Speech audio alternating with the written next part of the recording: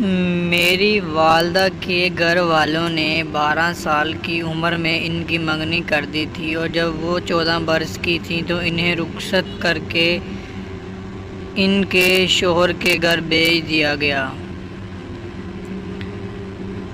جب ان کی اپنے والدین کے گھر سے رخصتی ہوئی، اس وقت وہ مکمل طور پر جوان بھی نہیں ہو پائی تھیں۔ میری والدہ کی جوانی کے خواب اور آرزوئیں کبھی پوری نہ ہو پائیں۔ میرے والد کا فیصلہ بھی نہیں تھا۔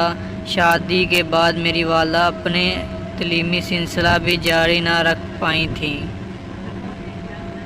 فروزہ اپنے والدین کی سب سے چھوٹی اولاد ہیں، یعنی 14 بہن بھائیوں میں سے سب سے چھوٹی۔ وہ افغانستان کے دارالحکومت کابل کے ایک یونیورسٹی میں زیر تعلیم ہیں۔